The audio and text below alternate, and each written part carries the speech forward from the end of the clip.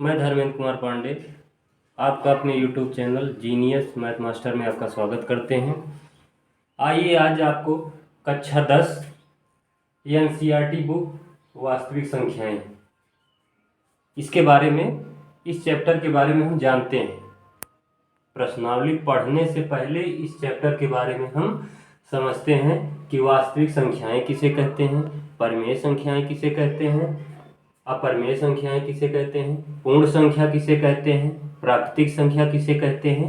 इन सब के बारे में हम आइए इसमें समझते हैं। पहला क्या होता है? वास्तविक संख्याएं।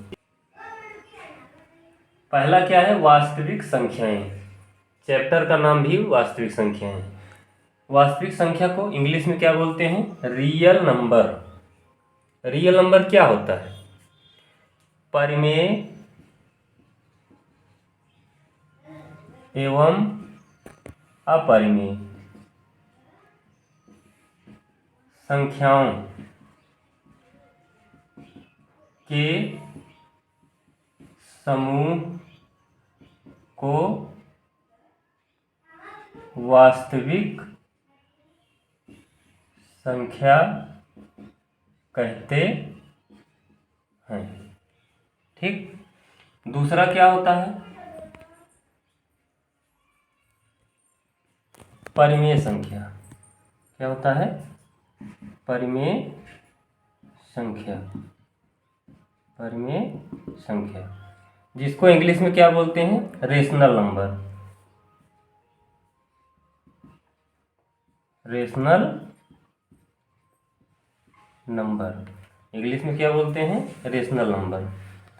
परिमेय संख्या क्या होती है? जिसको हम P/Q के रूप में व्यक्त कर सकें। जिसको हम P/Q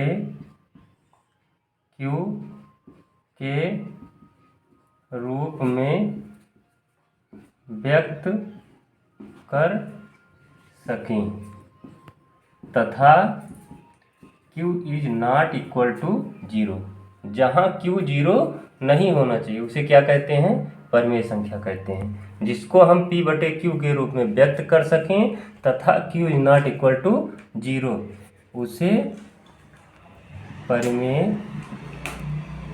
संख्या कहते हैं। तीसरा क्या होता है? तीसरा है अपरिमेय संख्या। अपरिमेय संख्या को इंग्लिश में क्या बोलते हैं? Irrational number. Irrational number. अपरिमेय संख्या क्या होती है? जिसे हम P/Q के रूप में न व्यक्त कर सकें उसे अपरिमेय संख्या कहते हैं। उसे अपरिमेय संख्या कहते हैं। अब इसके बाद चौथा नंबर किसका आता है? पूर्ण संख्या। पूर्ण संख्या। चौथा नंबर किसका आता है? पूर्ण संख्या। चौथा है पूर्ण संख्या जिसको इंग्लिश में क्या बोलते हैं? Whole number. क्या बोलते हैं? Whole number. तो पूर्ण संख्या क्या होती है?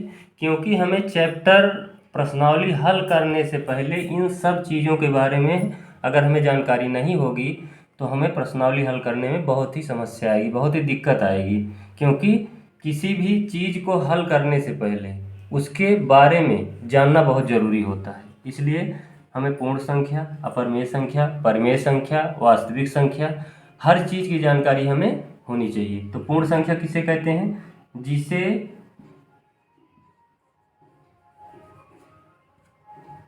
जीरो से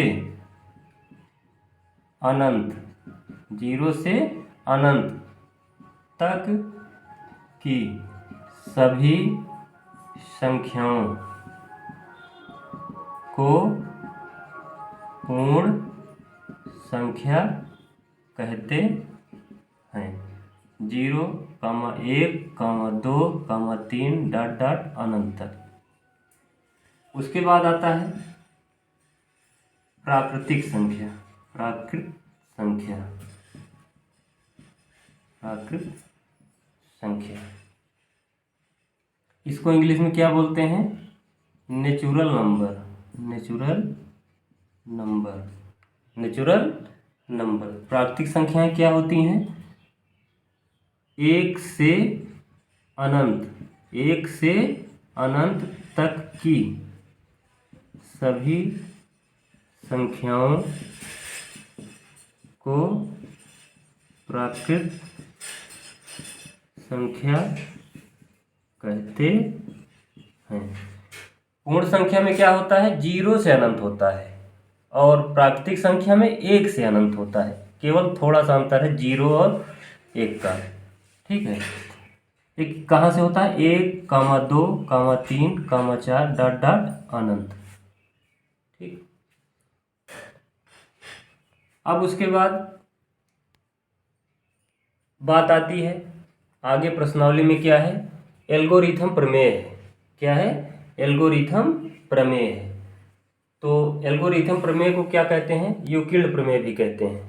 एल्गोरिथम प्रमेय को यूक्लिड प्रमेय भी कहते हैं।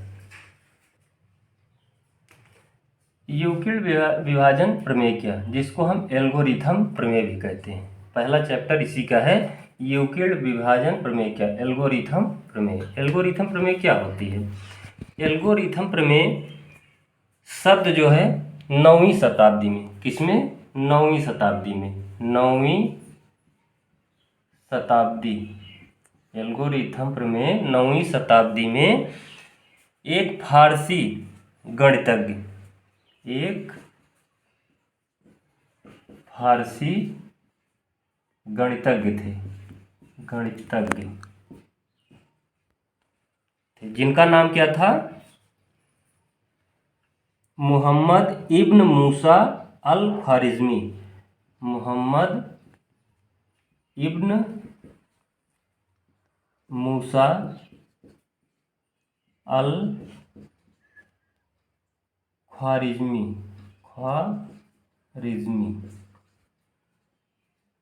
ख्वारिज़मी था।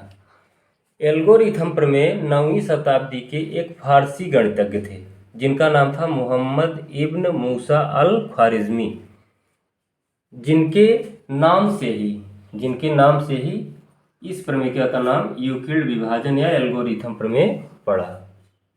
जिसके नाम से ही इस प्रमेयिका का नाम यूक्लिड विभाजन या एल्गोरिथम प्रमेय पड़ा। एल्गोरिथम शब्द क्या होता है? अलजेब्रा, जैसे अलजेब्रा होता है वैसे एल्गोरिथम होता है, ठीक। तो इसमें क्या होता है? यूक्लिड विभाजन प्रमेय होती क्या है? आइए इसको समझते हैं। यूक्लिड विभाजन प्रमेय होती क्या है? आइए इसको समझते हैं। देखो, इसमें एक फार्मूला होता है, A = B × Q + R। A = B × Q + R। A = BQ + R। ये क्या है? फार्मूला है, सूत्र है। क्या है? सूत्र है। इसमें देखिए A क्या है? जहां A क्या होता है? A क्या है? भाज्य है। क्या है? भाज्य है। B क्या है? भाजक है। Q क्या है? भागफल है। क्या है? भागफल है। और R क्या है? शेषफल है। क्या है? शेषफल है। A = BQ + R। इसको हम उस तरीके से लिखें तो क्या लिख सकते हैं?